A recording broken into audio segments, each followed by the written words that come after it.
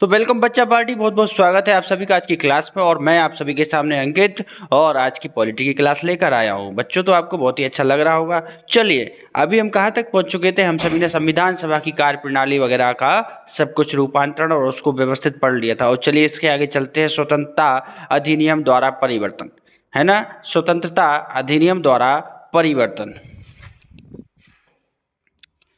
तो ये क्लास यहाँ से रहने वाली है। इसके पहले का मुझे विश्वास है कि आप सभी को प्रॉपर समझ में आया होगा। और जिस भी बच्चों को जो भी बात समझ में नहीं आई है चूँकि, तो वो दोबारा हमसे पूछ सकता है। अगली क्लासेस वगैरह में मैं उसको वो बातें भी बता दूंगा। चलिए बच्चे, आगे चलते हैं। बहुत ही शानदार। तो ये है स्वतंत्रता अधिनियम द्वारा परिवर्तन। अधिनियम द्वारा परिवर्तन, ठीक है ना। अधिनियम द्वारा परिवर्तन। चलिए, संविधान सभा से खुद को अलग रखने वाली देशी रियासतों के प्रतिनिधि धीरे धीरे इसमें शामिल होने लगे। देखिए क्या होता है, जब चीज़ों को अपने अनुसार एक सिस्टम के द्वारा बिठाया जाता है तो वो चीज़ें भी क्लियर कर जाती हैं। ऐसा ही हुआ हमारे देश में भी कि संविधान सभा से खुद को अलग रखने वाली देशी रियासतों के प्रतिनिधि धीरे धीरे इसमें शामिल होने लगे। 28 अप्रैल 1947 को 6 राज्यों के प्रतिनिधि सभा के सदस्य बन चुके थे। 3 जून 1947 को भारत के बंटवारे के लिए पेश की गई माउंटबेटन योजना को स्वीकार करने के बाद अन्य देशी रियासतों के ज़्यादातर प्रतिनिधियों ने सभा में अपनी सीटें ग्रहण कर ली थी। भारतीय हिस्से की मुस्लिम लीग के सदस्यों भी सभा में शामिल हो गए थे। देखिए, बात को दोबारा से बताता हूँ, ध्यान से सुनते चलिए। केवल सुनना है और सुनने से ही काफ़ी चीज़ें स्पष्ट होने वाली हैं सभी बच्चों की। तो आप सभी से आशा और विश्वास है कि चीज़ों को प्रॉपर सुनते चलें, जिससे कि चीज़ें आपके दिमाग में और आपकी सटीकता के आधार पर प्रॉपर चलती रहें। तो मैंने क्या बोला है कि संविधान सभा से खुद को अलग रखने वाली देशी रियासतों के प्रतिनिधि धीरे धीरे इसमें शामिल होने लगे। पहली बात कब से बात हुई है? 28 अप्रैल 1947 को 6 राज्यों के प्रतिनिधि सभा के सदस्य बन चुके थे। 28 अप्रैल 1947 को 6 राज्यों के प्रतिनिधि सभा के सदस्य बन चुके थे। 3 जून 1947 को भारत के बंटवारे के लिए पेश की गई। पहले मेरी बात सुनिए। 28 अप्रैल 1947 को 6 राज्यों के प्रतिनिधि सभा के सदस्य बन चुके थे। 3 जून 1947 को भारत के बंटवारे के लिए पेश की गई माउंटबेटन योजना को स्वीकार करने के बाद, तो बंटवारे की जो योजना थी, जिसको माउंटबेटन योजना, ये कब की बात है? ध्यान रखिए, यह 3 जून 1947 की बात है। 3 जून 1947 की बात है। तब इस योजना को स्वीकार कर लिया गया था और ये बंटवारे की योजना थी। बंटवारे के लिए इसका उद्घोष हुआ था। बंटवारा भारत वर्सेस पाकिस्तान, ठीक है। बंटवारा किन दोनों के बीच होना था? भारत और पाकिस्तान के बीच होना था, ठीक है। अन्य देशी रियासतों के ज़्यादातर प्रतिनिधियों ने सभा में अपनी सीटें ग्रहण कर ली थी। अन्य देशी रियासतों के ज़्यादातर प्रतिनिधियों ने सभा में अपनी सीटें ग्रहण कर ली थी। भारतीय हिस्से की मुस्लिम लीग के सदस्य भी सभा में शामिल हो गए थे। भारतीय हिस्से की मुस्लिम लीग, भाई जो हिस्सा पाकिस्तान में जाना था वो अलग चैप्टर है, लेकिन जो भारत में रह रहे थे उन्होंने भी इस चीज़ को क्या कर लिया था? संविधान सभा को सभा में शामिल हो गए थे। भारतीय स्वतंत्रता अधिनियम 1947 ने सभी की स्थिति में निम्न 3 परिवर्तन किए। महत्वपूर्ण है 3 परिवर्तन। कौन कौन से 3 परिवर्तन है? भारतीय स्वतंत्रता अधिनियम 1947 ने सभा की स्थिति में निम्न 3 परिवर्तन किए। पहला परिवर्तन है, सभा को पूरी तरह संप्रभु निकाय बनाया गया। सभा को पूरी तरह संप्रभु निकाय बनाया गया जो स्वेच्छा से कोई भी संविधान बना सकती थी। इस अधिनियम ने सभा को ब्रिटिश संसद द्वारा भारत के संबंध में बनाए गए किसी भी कानून को समाप्त करने अथवा बदलने का अधिकार दे दिया। पहली बात ध्यान रखिए, ये कहा गया कि सभा टोटल फ्री है, टोटल फ्री है। आप अपने हिसाब से अपने संविधान का निर्माण कर सकते हो, ठीक है। अगर ब्रिटिश शासन के किसी भी अधिनियम से देश को या संविधान सभा को प्रॉब्लम है तो वह उसे भी समाप्त कर सकती है, ठीक है। तो वह उसे भी समाप्त कर सकती है, तो वह उसे भी समाप्त कर सकती है। यहाँ तक आप सभी को प्रॉपर समझ में आया कि नहीं, आप एक बार बता दें। सभा को पूरी तरह संप्रभु निकाय बनाया गया जो स्वेच्छा से कोई भी संविधान बना सकती थी। इस अधिनियम ने सभा को ब्रिटिश संसद द्वारा भारत के संबंध में बनाए गए किसी भी कानून को समाप्त करने अथवा बदलने का अधिकार दे दिया, ठीक है। चलिए आगे चलते। दूसरा क्या है, संविधान सभा एक विधायिका भी बन गई, एक विधायिका बन गई, लेजिस्लेटिव का काम हो गया, ठीक है। दूसरे शब्दों में कहा जाए तो सभा को दो अलग अलग काम सौंपे गए। दूसरे शब्दों में कहा जाए तो सभा को दो अलग अलग काम सौंपे गए। इनमें से एक था स्वतंत्र भारत के लिए संविधान बनाना। पहला महत्वपूर्ण जो कार्य था वो था स्वतंत्र भारत के लिए एक संविधान बनाना। दूसरा था देश के लिए आम कानून लागू करना। इन दोनों कार्यों को अलग अलग दिन करना था। इस प्रकार संविधान सभा स्वतंत्र भारत की पहली संसद बनी।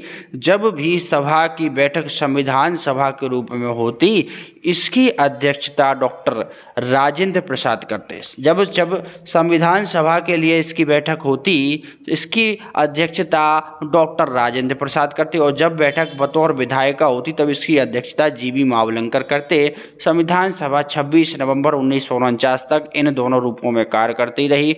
इस समय तक संविधान निर्माण का कार्य पूरा हो चुका था।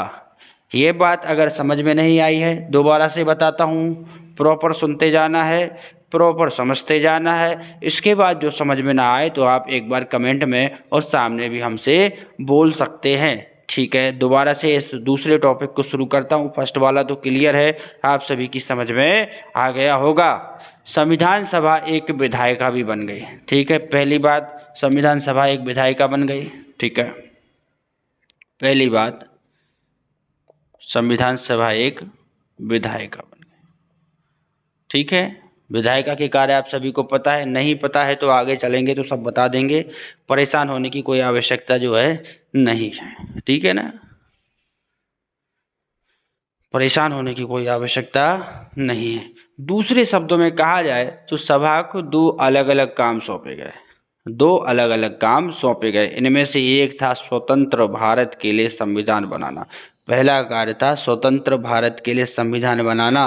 स्वतंत्र भारत के लिए दो काम सौंपे गए। इस विधायिका को 2 वर्क सौंपे गए।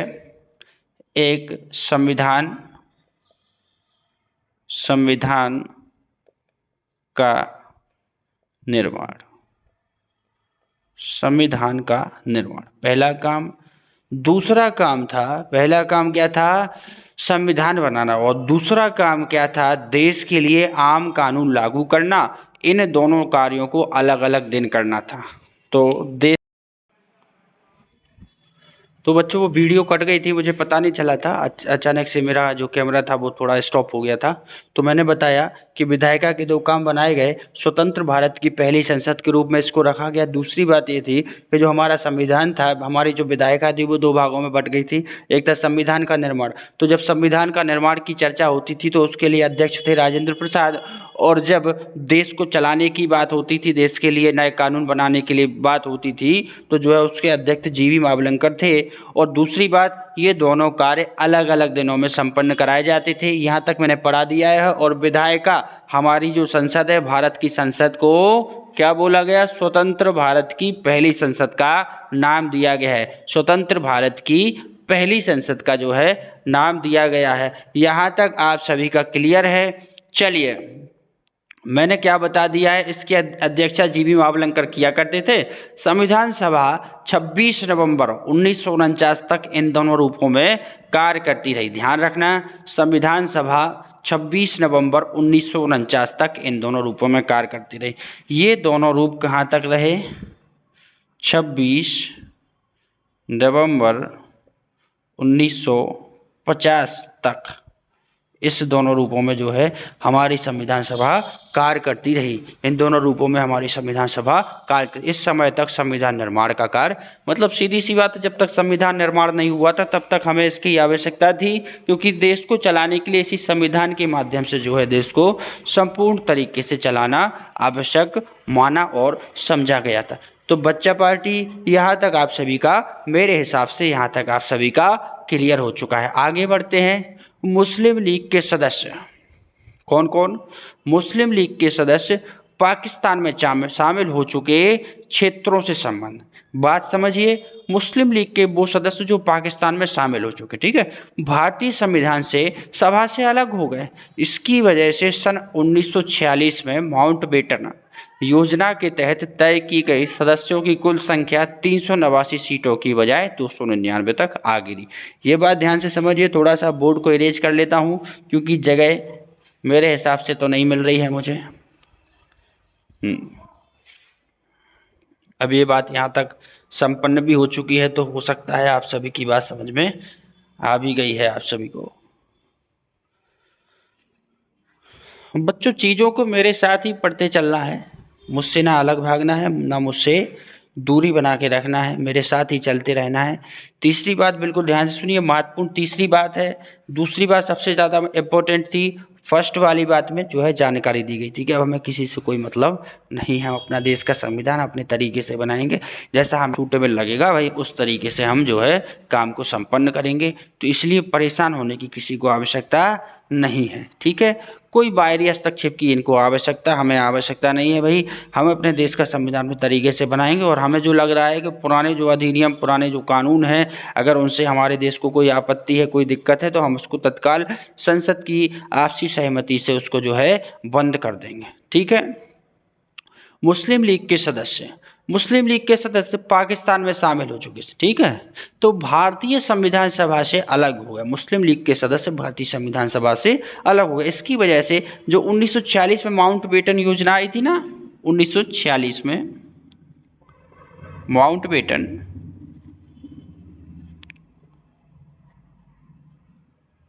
ठीक है, तो इसमें कितने सदस्य थे शामिल? अब चूंकि उस समय तो क्या नहीं हुआ था, हमारा देश का बंटवारा नहीं हुआ था, तो उस समय जो सदस्य की संख्या थी वो 389 थी, 389। लेकिन जब ये क्या है कि ये सब अलग हो गए, पाकिस्तान में चले गए, तो ये संख्या 299 अप्रोक्स रह गए, 299 संख्या बची, ठीक है ना। भारतीय प्रांतों की संख्या 296 से 229। अच्छा, जो भारतीय प्रांत थे उस समय वो कितने थे? 296 थे, मैंने पढ़ाया था। तो उनकी संख्या कितनी बची? 229 बची, ठीक है। ये बंटवारा होने के बाद की बात है। 229 बची, और देसी रियासतें 93 से 70 हो गई। अब देखना इसमें तो काफ़ी बदलाव होना है। अभी देसी रियासतें कितनी थी अपनी? 93 से 70 हो गई। तो ये भारतीय प्रांत है,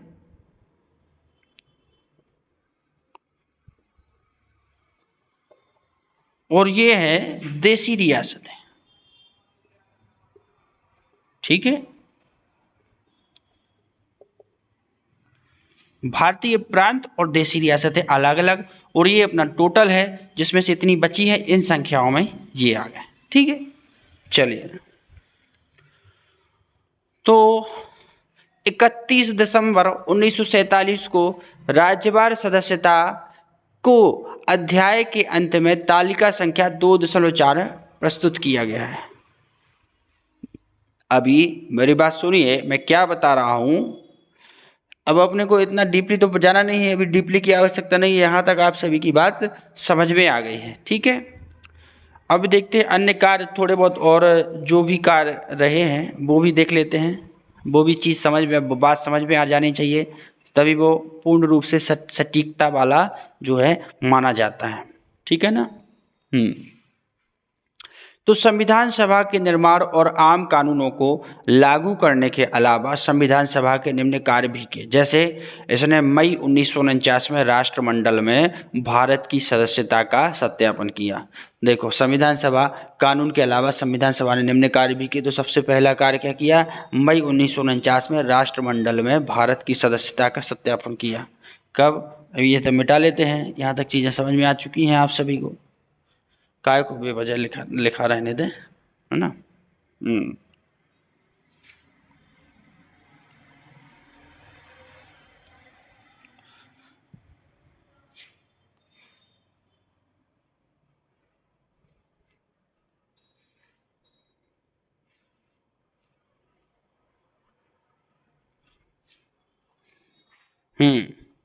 ठीक है, अब देखते हैं अपन।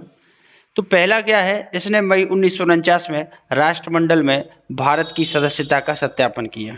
कब किया? मई 1949 में राष्ट्रमंडल में। ठीक है, फर्स्ट। सेकंड क्या है?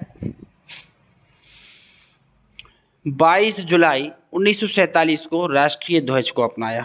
कब अपनाया? ये महत्वपूर्ण है बेटा, लिखते जाइए। 22 जुलाई 1949 को राष्ट्रीय ध्वज को अपनाया। ठीक है, तीसरा क्या है? 24 जनवरी 1950 को राष्ट्रीय गान को अपनाया। 24 जनवरी 1950 राष्ट्रीय गान को अपनाया। ठीक है, फोर्थ नंबर है आपका 24 जनवरी 1950 को ही राष्ट्रीय गीत को भी अपनाया गया। तो राष्ट्रीय गीत, ठीक है, फिफ्थ नंबर का देख लेते हैं। 24 जनवरी 1950 को ही डॉक्टर राजेंद्र प्रसाद को भारत के पहले राष्ट्रपति के रूप में, ये महत्वपूर्ण है।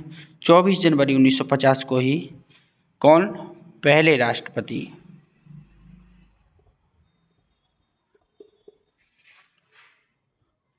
राजेंद्र प्रसाद चुने गए। ठीक है, 6 नंबर का देखते हैं, छठवां। अब एक महत्वपूर्ण चीज, संविधान बनने में कितना समय लगा, कितना टाइम यूज हुआ, कहाँ कहाँ से संविधान की चीज़ें ली गई हैं, वो सभी बताने वाला हूँ। तो ध्यान से सुनना है आप सभी को, और ध्यान से देखना भी है चीज़ों को, है ना। तो 2 साल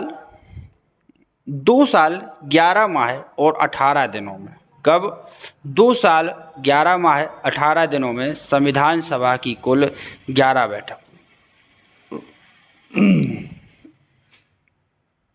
2 साल, ठीक है, क्या है? 2 साल 11 माह और 18 दिनों कितनी बैठकें हुई हैं? कितनी बैठकें हुई हैं? 11 बैठकें हुई हैं, और संविधान निर्माताओं ने लगभग 60 देशों के संविधानों का अवलोकन किया। तो बैठक कितनी हुई है? 11 बैठकें हुई हैं, और लगभग 60 देशों के संविधान का अवलोकन किया। ठीक है, 2 साल 11 माह 18 दिनों का समय लगा, जिसमें 11 बैठकें हुई और 60 देशों के संविधान का अध्ययन किया गया, पढ़ा गया, उनसे चीज़ों को लिया गया। ठीक है, और इसके प्रारूप पर 114 दिनों तक विचार हुआ। प्रारूप पर कितने दिन का विचार हुआ? प्रारूप पर 114 दिनों तक विचार हुआ। ठीक है, प्रारूप पर 114 दिनों तक विचार हुआ। प्रारूप पर 114 दिनों तक 114 दिनों तक विचार हुआ। 114 दिनों तक विचार हुआ।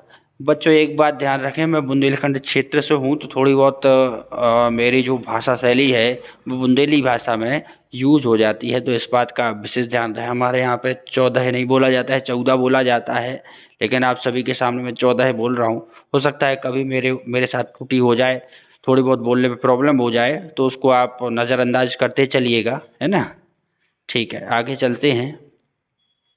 तो संविधान के निर्माण पर कुल 64 लाख 64 लाख रुपए का खर्च आया। कितने रुपए का खर्च आया है? 64 लाख रुपए का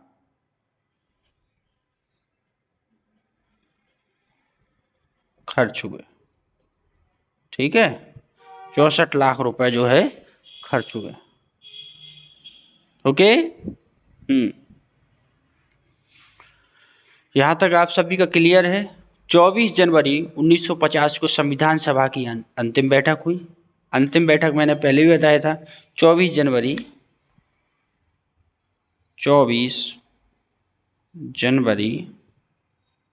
1950 को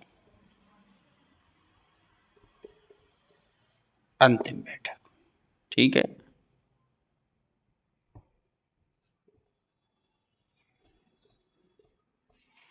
24 जनवरी 1950 को अंतिम बैठक हुई। इसके बाद सभा ने 26 जनवरी 1950 से लेकर 1951-52 में हुए आम चुनाव के बाद बनने वाली नई संसद के निर्माण तक भारत की अंतरिम संसद के रूप में काम किया। देखो, अभी क्या है, संसद नहीं बनी थी, तो 26 जनवरी 1950 को हमारे देश का संविधान लागू हुआ था। ठीक है, और 1950 से 51 तक अंतरिम सरकार, जो अभी संसद थी ना, संसद ने शासन किया। संसद ने शासन किया। ठीक है, संसद ने शासन किया और उसके बाद आम चुनाव हुए। आम चुनाव 51 के बाद हुए। 51 के बाद। ठीक है, क्लियर है यहाँ तक? आप सभी की समझ में आया है? अच्छे से आया है? बहुत अच्छी बात है। अगर अच्छे से आया है समझ में तो बहुत ही अच्छी बात है ना। यहाँ तक मैं साफ कर रहा हूँ।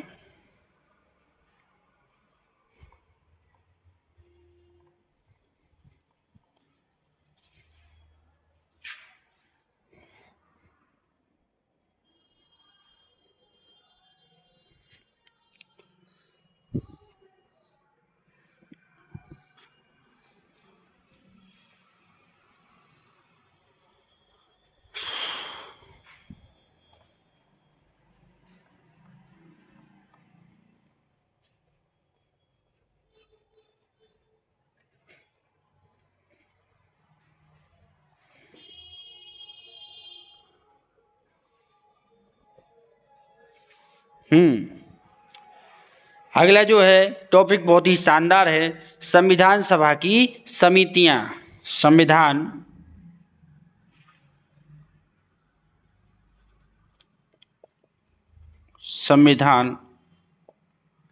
सभा की समितियां। क्या है? संविधान सभा की समितियां।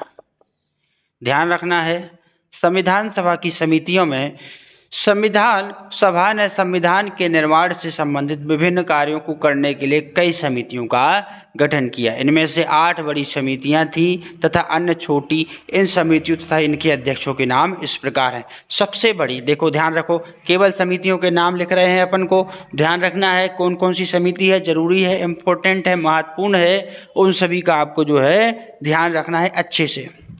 तो पहली जो समिति है, 8 बड़ी समितियां हैं, 8 बड़ी समितियां हैं, ठीक है, 8 बड़ी समितियां हैं। पहली समिति का नाम क्या है? संघ शक्ति समिति। संघ शक्ति समिति, पहली का नाम क्या है? संघ शक्ति समिति, जिसके अध्यक्ष कौन थे? जवाहरलाल नेहरू, ठीक है। दूसरी समिति थी संघीय संविधान समिति। दूसरी थी संघीय संविधान समिति। इसके अध्यक्ष कौन है? संघीय संविधान समिति के अध्यक्ष है भी जवाहरलाल नेहरू ही है। तीसरी जो है आपकी, तीसरी है प्रांतीय संविधान समिति। प्रांतीय संविधान समिति, इसके अध्यक्ष सरदार पटेल। 4th नंबर पर है आपकी प्रारूप समिति। प्रारूप समिति तो BR अम्बेडकर, ठीक है। 5th नंबर पर है मौलिक अधिकारों, अल्पसंख्यकों एवं जनजातीय तथा बहिष्कृत क्षेत्रों के लिए सलाहकार समिति।